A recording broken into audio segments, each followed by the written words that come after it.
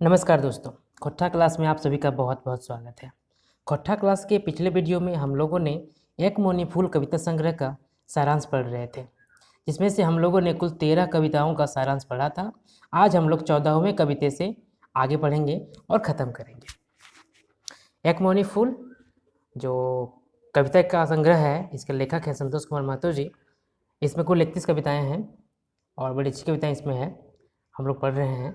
इसका पूरा वीडियो है ना, कंप्लीट वीडियो अवेलेबल है। हर कविता का अलग अलग हिंदी में ट्रांसलेट करके आप चेक करें प्लेलिस्ट, आपको वहाँ मिल जाएगा। बाकी ये सारांश का वीडियो है, हम लोग सारांश करेंगे। आज शुरू करते हैं आज का क्लास। पहला हमारा चैप्टर आज का रहेगा दुनिया पलटलो पूर्णाचार। दुनिया पलटलो पूर्णाचार क्या है इसमें? दुनिया पलटलो पूर्णाचार कर केकर लिखल लागे और ये कविता लेल गेल है। मतलब कहने का है कि दुनिया पलटलो पूर्णाचार किनका लिखा हुआ है और किताब ये कविता कहाँ से लिया गया है। इसके लेखक होंगे संतोष कुमार महतो जी और ये लिया गया है एक मौनी फूल कविता किताब से। भांगी मतलब क्या होता है? भांगी, ठीक है, भांगी मतलब होता है, भांग नहीं बोलिए, भांग मतलब टूटना होता है, टूट जाना, ठीक है, तोड़ना। दलाल बनल मन क्या होता है? दलान, दलान का मतलब क्या होता है? इसका मतलब होता है छत घर, ठीक है, एक तल्ला या दो तल्ला भवन, ठीक है। मतलब कहते हैं सिंपल सीमेंट का घर जो बना होता है ना, उसको दलान कहते हैं। जिसकी छत ढलाई की हुई रहती है वो दलान कहलाता है, दालान। तांबली मतलब क्या होता है? तांबली तांबा का काम करने वाला। जिस तरह से लोहा का काम करने वाले को लोहार कहते हैं, सोना का काम करने वाले को सोनार कहते हैं, उसी तरह से तांबा का काम करने वाले को तांबली कहते हैं। पूर्णाचार कर माने क्या होता है? पूर्णाचार मतलब क्या होता है? पूर्णा रीति रिवाज, यानी पुराना आचार विचार, ठीक है। ये चार है ना, चार आप समझिए कि इसको आचार या विचार कह सकते हैं, पुराना आचार विचार, ठीक है। दलाई बनल भांगी कोठा घर के भांगी माने की हते। दलान बनल भांगी कोठा घर, यहाँ पर भांगी मतलब क्या होता है? वही चीज़ें हैं कि कोठा घर जो होता है उसको तोड़ के दलान बना दिया गया है। जो पुराना रीति रिवाज है, आचार विचार है, उसको चेंज कर दिया गया है, पलट दिया गया है। इसका मतलब वही होता है कि तोड़ कर, है ना, जो पहले बताया था वही चीज़ें हैं। सेम क्वेश्चन है लगभग। ई कविताएं केकर बदल गाड़ी हवे के बात बोलल गेल है। इस कविता में किसके बदले गाड़ी होने का बात बोला गया है? सगरख क्या होता है? ये सगर गाड़ी कहते थे हम लोग, ठीक है, बचपन में खेलते थे। जो कविता है उसमें बताए भी हैं कि बांस का बना होता था इस तरह का, यहाँ पे एक लकड़ी लगा होता था और यहाँ पे चक्का लगा होता था, यहाँ चक्का लगा होता था, यहाँ पकड़ने का होता था और कुछ एक या दो आदमी यहाँ पकड़ के खींचते थे और एक बच्चा यहाँ पे बैठ के यहाँ पकड़ने का था, बैठ के पकड़ रहता था और घूमता था। इसे कहते थे सगर गाड़ी। ये बांस का है, ये चीज़ें हैं। अगला है टीभिक प्रचार। टीभिक प्रचार, टीभिक प्रचार के लिखवैया क्या लागे और कौन किताबें लिखल है? टीभिक प्रचार के लेखक कौन है और किस किताब में लिखा हुआ है? इसके लेखक हैं संतोष कुमार महतो जी और ये छपा हुआ है एक मौनी फूल किताब में। टीवी से कौन नशा बढ़ल जा है? टीवी से कौन सा नशा बढ़ता है? सीरियल देखे के नशा। जो सीरियल होता है ना, सीरियल धारावाहिक, वो देखने का नशा बढ़ते जाता है, वो बढ़ते जाता है। आप कोई सा भी सीरियल देखिए, आपको वो अपने आप में मंत्रमुग्ध कर ही लेगा। एक सीरियल देखने के बाद आपको लगेगा कि अगला सीरियल देखें, अब क्या हुआ, अब क्या हुआ। वही कहा गया है कि सीरियल देखने का नशा इसमें आ जाता है, टीवी में खास करके। टीवी निशा से बढ़ल के से छुआ कि भुलाई गलक। टीवी के नशा से जो बच्चा बड़ा होता है वो ज़िंदगी में क्या भूल जाता है? अपने जीवन का दशा, जीवन का दिशा, अपने लाइफ को किस डायरेक्शन में लेके जाएंगे ये भूल जाता है। कवि के लेतारे कौन समय से टीवी प्रचार बेसी भेल है? कवि के क्रम में, कवि के अनुसार किस समय से टीवी का प्रचार जो है ज़्यादा हुआ है, टीवी का बोलबाला ज़्यादा हुआ है? राजीव के शासनकाल से। राजीव मतलब राजीव गांधी। राजीव गांधी के शासनकाल से टीवी का उपयोग ज़्यादा होने लगा है। ठीक है, ये सेम क्वेश्चन है। टीवी प्रचार कविताएं टीवी के देखभाल दिखावल गया है। टीवी प्रचार कविता में टीवी का क्या दिखाया गया है? टीवी टेलीविज़न, इसका गुण और दोष को दिखाया गया है। क्या इसका गुण है, क्या इसका दोष है, इस बारे में बताया गया है। टीवी मगने काम धंधा छूट जा है, यहाँ कौन चीज़ ना छूटा है? टीवी के मगल में काम धंधा छूट जाता है, लेकिन एक चीज़ नहीं छूटता है, वो क्या है? स्कूल की परीक्षा। स्कूल का परीक्षा नहीं छूटता है, वो परीक्षा हो जाता है। कविता में क्या ध्यान दीजिएगा, टीवी देखे में मगन से केकर केकर की छूटल है। टीवी देखने के मगन से क्या क्या छूटता है? कन्या एक बिहार का लगन, कन्या का दुल्हन का शादी का लगन छूट जाता है। मंत्रिक शपथ ग्रहण कर लगन, शपथ ग्रहण का जो लगन होता है, मुहूर्त होता है, वो छूट जाता है। और रेल यात्री का रेल छूट जाता है। इतना भयंकर था टीवी। चलिए आगे देखिए अगला कविता 16 नंबर का। एखन 3 हाड़ी का पानी एगो हाड़ी नाई भरे। अभी 3 हाड़ी का पानी एक हाड़ी को नहीं भर सकता है। ये कविता के लिखवैया के है और कौन किताबें इंजरेवल गेल है? इस कविता के लेखक कौन है और किस किताब में इसको छपा गया है या छपा हुआ है? तो इसका आंसर क्या होगा? इसका लेखक है संतोष कुमार महतो जी और कविता किताब का नाम है एक मौनी फूल। मानुष पाकले तीता में पाकले माने क्या होता है? मानुष पाकले तीता, इसमें एक सेंटेंस है, मानुष पाकले तीता। यहाँ पाकले मतलब क्या होता है? मनुष्य कैसे पकता है? क्या उसको आग से पकाया जाता है? नहीं, ये पकले मतलब होता है बुढ़ापा में। ठीक है, बाल पक जाते हैं ना, बूढ़ा हो जाता है आदमी, तब का। मनुष्य बूढ़ा होता है तो वो तीता हो जाता है, भारी हो जाता है। लोग चाहते हैं कि मेरे पास न रहे, हट जाए यहाँ से। ये कविताएं बूढ़ी माँ केकर ठीन अपन दुख सुनावही। इस कविता में बूढ़ी माँ किसके पास अपना दुख सुनाती है? मुखिया के ठीन, जो गाँव के मुखिया रहते हैं उसको सुनाते हैं। 3 हाड़ी पानी एगो हाड़ी नाय भय, ये की है कई। 3 हाड़ी का पानी एक हाड़ी में नहीं भरता है, ये क्या है? पहेली है। क्या है ये? पहेली है। पेट बिगाड़े मूढ़ी घर बिगाड़े बूढ़ी, ये पता है कविता से ले गल है। कौन कविता से ले गल है? पेट बिगाड़े मूढ़ी घर बिगाड़े बूढ़ी, ये पता है कौन कविता से ले गल है? पेट बिगाड़ेगा बूढ़ी, मूढ़ी, मूढ़ी खाने से पेट खराब होता है और बूढ़ी जो होती है घर खराब करती है। यह सेंटेंस किस कविता से लिया गया है? ये लिया गया है एखन 3 हाड़ी पानी एगो हाड़ी नाय भरे, कविता है जो छपा हुआ है एक मौनी फूल में, वहाँ से लिया गया है। ये कविताएं घर के कौन बिगाड़े के बात बचकल है। इस कविता में किसका घर बिगाड़ने का बात बताया गया है? कौन घर बिगाड़ता है? तो एक बूढ़ी रहती है, कोई भी बूढ़ी, ठीक है, कहावत है ये कि बूढ़ी जो है घर बिगाड़ती है। अगला है, अगला कविता जय रक्षक से भक्षक। जो रक्षक है वही भक्षक है। जय रक्षक से भक्षक के लिखवैया के है और कौन किताबें छपल है? जो रक्षक है वही भक्षक है। ये इसके लेखक कौन है और ये किस किताब में छपा हुआ है? तो इसके लेखक हैं संतोष कुमार महतो और छपा हुआ है ये एक मौनी फूल में। ठीक है। घोराने बैगन खाए दिन मांझे, घोराने खेती खाए। घोरान क्या होता है? इस तरह घेरा हुआ रहता है ना, ये कह सकते हैं इसको। इसमें भी खा जाता है, इसके अंदर से भी फसलें गायब हो जाती हैं।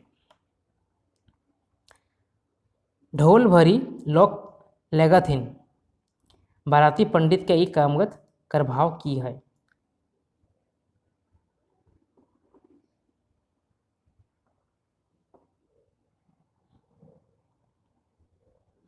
ई कविताएं कितना पढ़ल बाधू आएगो अजगुत बात पूछे पूछे बाबा ठीन जा है। इस कविता में कितना पढ़ा हुआ होने के बाद भी एक अलग सा बात पूछने के लिए, आश्चर्य वाला बात पूछने के लिए बूढ़ा बाबा के पास जाता है। तो एमए पढ़ने का, एमए पढ़ा हुआ है फिर भी पूछने के लिए जाता है। जय रक्षक से भक्षक कविताएं कौन बन के उजाड़ देला था। जय रक्षक से भक्षक में कौन है जो जंगल को उजाड़ देता है? तो जंगल का सिपाही, जिस पर जंगल का रखवाली करने का जिम्मा होता है, वही लोग जंगल को उजाड़ देता है। जय रक्षक से भक्षक, जो सुरक्षा दे से ही असुरक्षा दे है। मतलब जिससे हम सुरक्षा का उम्मीद करते हैं वही हमें असुरक्षित करता है, उसी से हम असुरक्षित हैं। रक्षा करने वाला ही हमारा भक्षण करता है। पपीता खेती, पपीता का खेती। बरबटी मतलब क्या होता है? बोदी, लर वाला फसल, मतलब लता वाला, ठीक है, जो फसल लत से होता है वो चीज़ बरबटी। चैत मासे कते, कते फीट दूरी में बरबटी लगाई जाए। चैत महीने में कितने फीट दूरी पर बरबटी लगाया जाता है? 6-6 फीट, 6-6 फीट की दूरी पे लगाया जाता है। पपीता खेती के लिखवैया क्या लागे और कौन किताबें लिखल गया है? वही सवाल है। संतोष कुमार महतो जी हैं और किताब का नाम है एक मौनी फूल। सुफला खाद कते दे के चाहिए? खाद कितना देना चाहिए? पपीता की खेती में कितना खाद देना चाहिए? 250 ग्राम, 250 ग्राम खाद उसमें दिया जाता है। बाजरा कौन मास से हो है? बाजरा जो है वो किस महीने में होता है? ये भादो मास में होता है, सावन भादो, है ना, बरसात के बाद उसमें होता है। हालांकि यहाँ भी बारिश होती है इस महीने में भी। लीवर टर्बुल माने क्या होता है? लीवर टर्बुल मतलब क्या होता है? पेट संबंधी बीमारी, लीवर गड़बड़ होना, ठीक है, मतलब ये पेट संबंधी बीमारी है। पपीता खेती में कवि मुख्य रूप से की कह खोजो है। पपीता खेती, इस कविता में जो कवि हैं वह मुख्य रूप से क्या कहना चाहते हैं? इनका मेन मोटो क्या है, कहने का मेन मकसद क्या है? ये कहना चाहते हैं कि सरकार सबके नौकरी दत्तो ने, सभी को नौकरी मिलेगा नहीं। खेती से मन नाई उबाहा, खेती से मन को उठाना नहीं है, खेती में अपना मन को लगाना है, क्योंकि हर किसी को नौकरी नहीं मिल सकता है, ठीक है। खेती उत्तम है, चाकरी नीच है। खेती सबसे बढ़िया चीज़ है, नौकरी चाकरी तो वो नीच है, खराब चीज़ है। नौकरी ना करें तो भी अच्छा है। आगे देखिए, उत्तम खेती मध्यम बान, नीच चाकरी भीख निदान। उत्तम खेती मन लगाए सफल करा सभीन, ये पता कौन कविताएं है? वही कहता है खेती उत्तम है, चाकरी नीच है, भीख तो बेकार ही है। मन लगाकर सब कोई खेती को कीजिए, ठीक कीजिए। ये जो है ये पंक्ति किस कविता से लिया गया है? तो ये लिया गया है पपीता खेती कविता है, उससे लिया गया है। समझ रहे इस चीज़ को? पपीता का चाष कौन मास है करेक कहल गेल है? पपीता खेती किस महीने में करने के लिए कहा गया है? किस महीने में करने के लिए कहा गया है पपीता खेती? तो ये माघ महीने में, माघ महीने, पूस माघ, ठंडा के मौसम, फरवरी महीने में खास करके। ये कविताएं गांव के की नाम है। इस कविता में गांव का जिक्र है, उस गांव का नाम क्या है? हपालिया, हपालिया गांव। दाना खातिर ककरा लिखा पाती, दाना के लिए, बीज के लिए किसको पत्र लिखना है? पाती मतलब पत्र, किसको लिखना है? गणेश सरकार के, वहाँ से बीज मिलेगा। हामनिक बौन झाड़ संग नाता, हम लोगों का जंगल झाड़ से नाता है। ये कविता है, इसको पढ़ेंगे हम लोग अभी सारांश। इसकी पूरी वीडियो जो है हमारे चैनल के प्लेलिस्ट में अवेलेबल है। यहाँ की तक कि जितना भी सिलेबस खोट्ठा का है, हर किसी का वीडियो अवेलेबल है, उसको खोट्ठा से हिंदी में ट्रांसलेट करके बताया गया है। आपने अगर नहीं पढ़ा है तो पढ़ लीजिए। अब देखिए नया सिस्टम में क्या होता है, सब्जेक्ट कुछ चेंज होता है न क्या होता है, सिलेबस कुछ छोटा बड़ा सुनने के बाद आ रहा है। अब देखते हैं क्या होता है, ये तो वक्त बताएगा। फिलहाल अभी कोई अपडेट नहीं है, तब तक हमको, चूँकि ये तो पढ़ना ही था, पढ़ लेते हैं, पूरा कर लेते हैं इसको। कवि कते जमीने गाछक व्यवस्था करल बोले हल, कितना जमीन में पौधा लगाने का व्यवस्था करने का बोला है? 1/4। जितना ज़मीन है उसके 1/4 भाग में ज़मीन लगाने के बाद, पेड़ पौधा लगाने के बाद किया गया है। कवि कते पाता लिखो है, कितना पत्र लिखते हैं? 50 पाता, 50 पाता। देखिए पाता दो तरह का होता है, एक पाता मतलब क्या होता है, लाइन भी होता है, ये जो है ना लाइन, ये पाता कहते हैं, और पाती मतलब पत्र होता है। हामनिक बौन झाड़ संग नाता कविता का मूल भाव की है? हामनिक बौन झाड़ संग नाता कविता का मूल भाव क्या है? इसका मूल भाव है कि हम लोग पर्यावरण के प्रेमी हैं, हम प्रकृति के प्रेमी हैं, या पर्यावरण का सुरक्षा करते हैं, हम जुड़े हुए हैं। आगे देखिए, उसी कविता का अगला भाग है ये। एखन सोभिन रोपा गाछ यूकिलिप्टस बाढ़ी जेतो जीवनक स्टेटस। ये कौन कविता पता है और स्टेटस माने क्या होता है? अभी सभी को लगाइए, यूकेलिप्टस का पौधा बढ़ जाएगा जीवन का स्टेटस। तो ये लिया गया है हार्मोनिक बॉन्ड झाड़ संग नाता से, और स्टेटस मतलब होता है जीवन का सामाजिक आर्थिक स्तर, आपका लेवल, आपका स्टेटस बढ़ जाएगा। चार जुगे ऋषि मुनि बौने बास की भाव। चार जुगे ऋषि मुनि बौने बास की भाव है।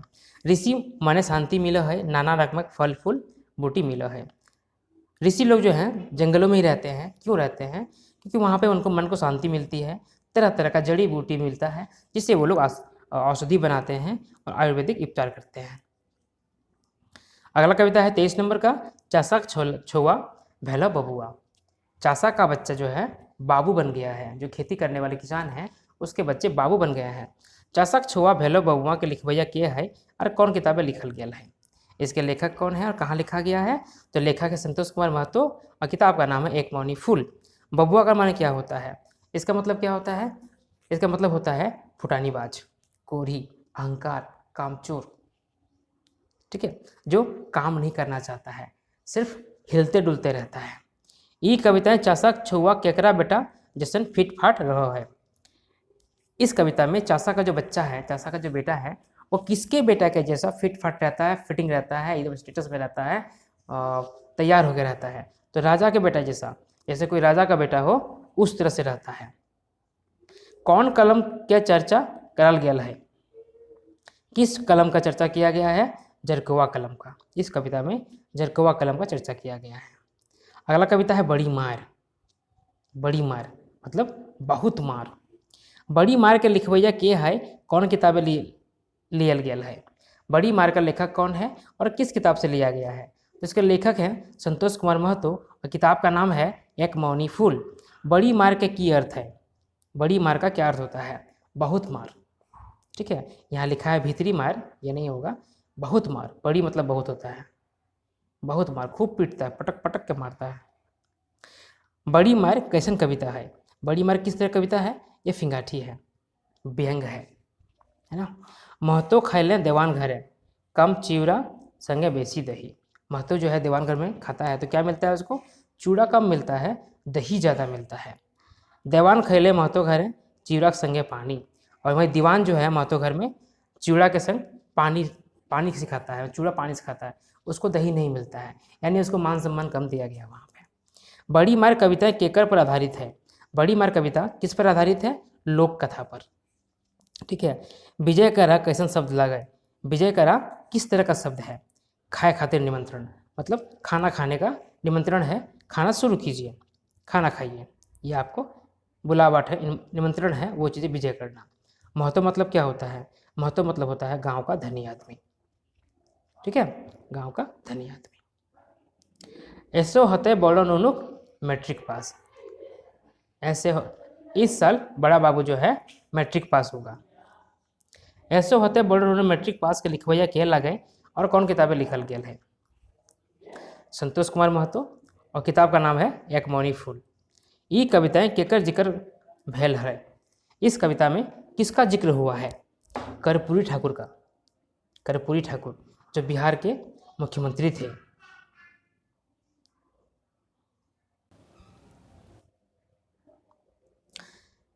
बड़ो मास्टर जबे लैला तबे देला नुनुक टीसी।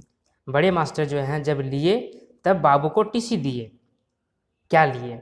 2 सीसी घी। 2 सीसी घी मास्टर जी को पहुंचाते हैं तो मास्टर जी टीसी काट के देते हैं। टीसी क्या होता है? Transfer certificate. नूनू कौन क्लास से भर्ती करल थी? नूनू को, बच्चा को, बाबू को किस क्लास में भर्ती किया गया? 8वां में, क्लास 8 में। कते खर्च भयल रहत? कितना खर्चा हुआ था? 100%। उस समय 100 रुपया खर्चा हुआ था, जो आजकल लगभग 1000 या 10,000 के बराबर होता है। नूनू को पढ़ावे खातिर क्या बेचला? की बेचला? बच्चे को पढ़ाने के लिए क्या क्या बेचा गया? जोनरा, महुआ, गुंदरी, कादो। छगरी, पटरू, चगना, मुर्गी, ये सब चीज़ें बेचा गया। चौंतरा क्या होता है? मकई। महुआ जानते हैं आप, गुंदली कादो जानते हैं आप, छगरी पटरू मतलब ये बकरी वगैरह हुआ, ठीक है, और ये सब मुर्गी का है। गाँवा पारक मास्टर की दलथिन, गाँव का जो मास्टर जी है वो क्या लिए? ले दलथिन धोती कांची, धोती चाहिए इनको। पयान माने क्या होता है? खोज, खोज करना, सर्च करना। कॉपी बनावे खातिर कत्ते पैसा दल है? कॉपी बनाने के लिए कितना रुपया दिया गया? 2000 रुपया, 2000 रुपया दिया गया। नूनू कते नंबर से फेल कर ले? बाबू जो है बच्चा कितने नंबर से फेल कर गया? 9 नंबर से। इतना कुछ करने के बाद भी 9 नंबर से वो फेल कर जाता है। नूनू के मैट्रिक पास करे खातिर की उपाय कर ले? बच्चे को मैट्रिक पास कराने के लिए क्या उपाय किया गया? 12 महीना ट्यूशन पढ़ावल, परीक्षा कॉपियों ठीक करावे, दुर्गा देवी के मंदिर पाठा गछल जा है। 12 महीना ट्यूशन पढ़ा, परीक्षा का कॉपी भी ठीक कराया गया, सेटिंग कराया गया, कॉपी में सेटिंग हो जाए, नंबर मिल जाए, और दुर्गा देवी के मंदिर में बकरा बलि का भी मन्नत मांगा गया। नूनू मैट्रिक पास कर लें बापे का सपना है। बच्चा अगर मैट्रिक पास कर जाएगा तो उसके बाप का सपना है कि क्या बनेगा? बोनक सिपाही बनेगा, जंगल का सिपाही बनने का।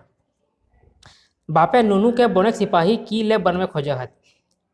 उसका बाप जो है उसको जंगल का सिपाही क्यों बनाना चाहता है? कि वन सिपाही का बड़ी जबर आमदनी है, जंगल के सिपाही का बहुत आमदनी है, बहुत कमाई है वहाँ पे, इसलिए। अब देखिए आगे, नूनू पास करवे खातिर गछल है। बच्चे को पास कराने के लिए क्या गश्ती किया गया है, क्या मन्नत मांगा गया है? पाठा का, ठीक है, कि पाठा हम बलि कराएंगे अगर बच्चा मेरा मैट्रिक पास कर जाता है।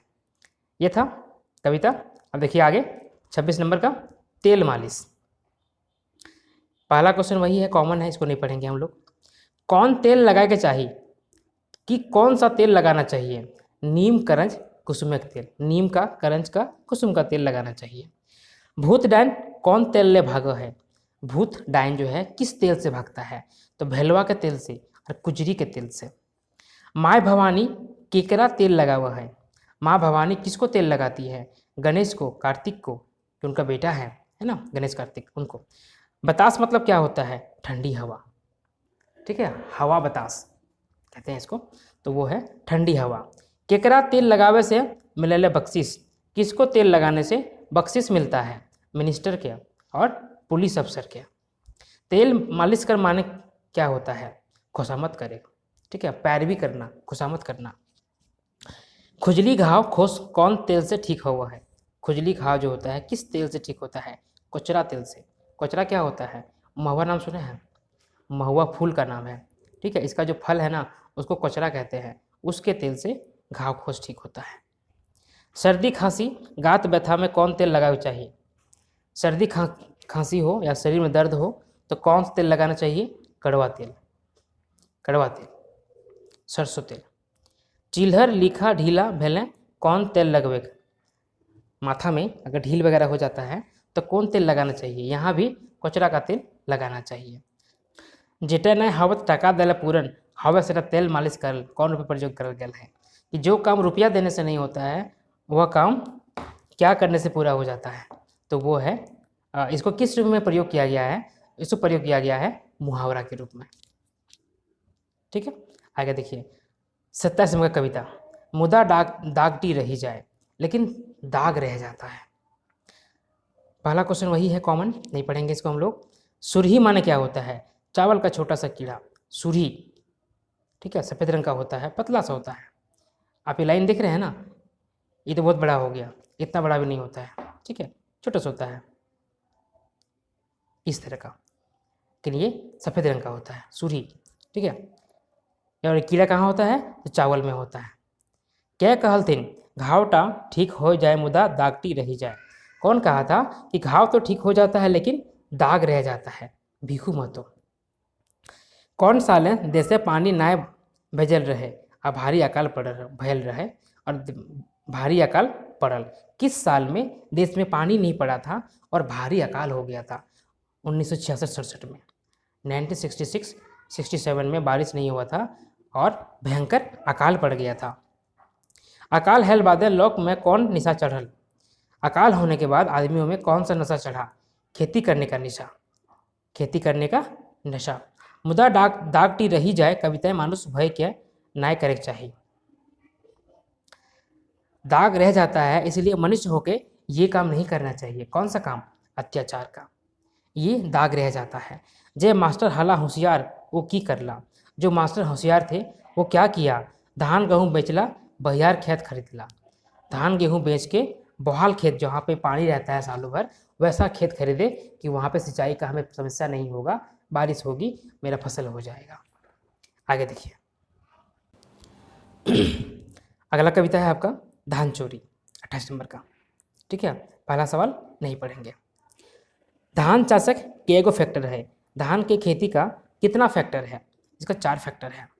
जोरगर जमीन मतलब उपजाऊ जमीन, बेसी गर्मी, गर्मी चाहिए धान को, बेसी वर्षा, पानी भी चाहिए धान को, सस्ता मजदूर, आपको मजदूर भी चाहिए खेती करने के लिए।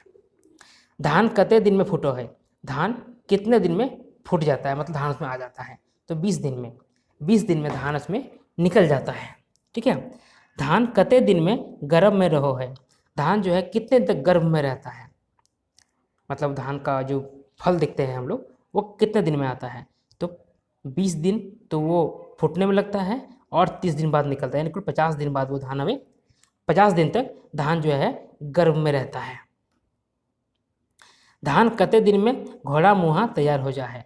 और धान कब दिखने लगता है? तो वो 63 दिन में, 63 डेज में दिखने लगता है।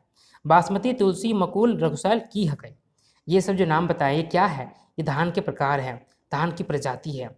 आश्विन मास से कौन धान पाको है? आश्विन महीने में कौन सा धान पकता है? साठी, करैनी, गौड़ा, ये भी धान का प्रकार है, ये सब पकता है आश्विन के महीने में। कार्तिक मास से कौन धान पाको है? कार्तिक महीने में कौन धान पकता है? तो राइस, झूलर, कोया। अघन मास से कौन धान पाको है? बासमती, तुलसी, रघुशैल। धान के प्रकार है, ये सब अघन महीने में पकता है। खेते गोबर गोईठा कौन महीना देहत? खेत में गोबर वगैरह किस महीने से दिया जाता है? तो जेठ के महीने में, गर्मी का दिन रहता है उसमें दिया जाता है। धान चोरी जाए बचवे के लिए की करे पड़ो है? धान चोरी हो जाता है, इससे बचाने के लिए क्या किया जाता है? कैसे इसको बचा सकते हैं? तो देख रेख करके, इसको देख रेख करके बचा सकते हैं। धान चोरी कविता छत पर से धान क्या चोरी करो है? धान चोरी कविता में छत पर से धान चोरी कौन करता है? कौवा। सबले बेसी धान चोरी डर कौन ठिन रहो है? सबसे ज़्यादा धान चोरी का डर कहाँ रहता है? खरे में। खरे मतलब खलिहान में, सबसे ज़्यादा चोरी वहीं पे होता है। अब देखिए अगला कविता 29 नंबर का। ई बच्छर हतई दादा की शादी, इस साल मेरे भैया का शादी होगा। पहला क्वेश्चन वही है, इसको लोग नहीं पढ़ेंगे। ये कविता कौन भावक कविता हक है? यह कविता किस भाव का है? तो ये फिफिंगाठी है, व्यंग है। आंगना कादो करे की हक है? आंगना कादा करना ये क्या है? एक मुहावरा है। ठीक है। ई बच्छर हते दादा शादी कविताएं केकर ऊपर फिंगाठी करल गेल है? इस साल होगा भैया का शादी, इस कविता में किसके ऊपर व्यंग किया गया है? तो ये व्यंग किया गया है दहेज लोभी दूल्हा पर और उसके परिवार पे, जो दहेज के साथ में है, दहेज को पसंद करते हैं, बढ़ावा देते हैं। आंगना कादो करे माना की है वो है? आंगना कादो करे मतलब क्या होता है? घुर घुर आवे, परेशान करे, परेशान करना, बार बार आना। गादी मतलब क्या होता है? ज़्यादा, मन भर, बहुत ज़्यादा। ठीक है, वो है। ई कविताएं दहेज के लेल कितना रुपया स्टैंडर्ड बतवल हथ? इस कविता में दहेज के लिए कितना रुपया का स्टैंडर्ड बताया गया है? 40,000 का, 40,000 रुपया स्टैंडर्ड बताया गया है। घर कर कई गो ग्रेजुएट है? इस घर में जहाँ का बात हो रहा है वहाँ कितने ग्रेजुएट हैं? तो वहाँ 5 को ग्रेजुएट हैं। बाप हकै डॉक्टर, काका हकै मास्टर, दादा हकै कंपाउंडर। अट्टालिका मतलब क्या होता है? ऊंचे ऊंचे मकान। छगरी गोरखिया कते दहेज पावल थन? जो बकरी चराने वाले होते हैं उनको कितना दहेज मिलता है? तो उनको मिलता है 9,000 रुपया दहेज। कैसन लड़की चाहिए शादी करल है? शादी करने के लिए कैसा लड़की चाहिए? गोरी, स्लिम और रूपवती, कंठे हथिन माँ सरस्वती, जय करे अंग्रेजी टॉक। गोरी चाहिए, स्लिम चाहिए, रूपपति चाहिए, जिसके कंठ में माँ सरस्वती का वास हो और जो अंग्रेजी में टॉक कर सके, मतलब फर्स्ट क्लास लड़की चाहिए। अब देखिए आगे,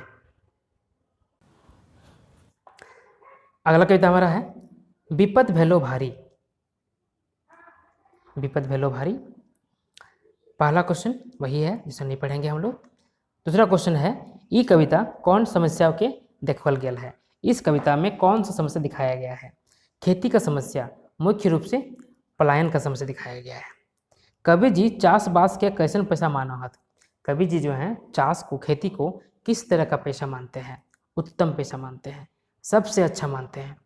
कवि के अनुसार दामोदर झारखंडी के लगे रूर। विपद भेलो भारी कविताएं आयल शब्द गोरखिया मानुष कर माने की है वो है।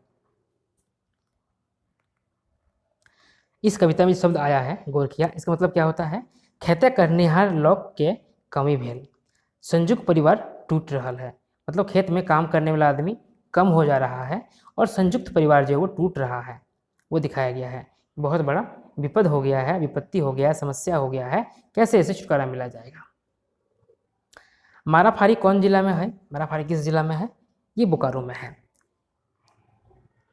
कौन कौन कंपनी हल, कौन कौन कंपनी था, BCCL, CCL, DV से IEL, ये सब कंपनी है जहाँ लोग काम करने जा रहे थे।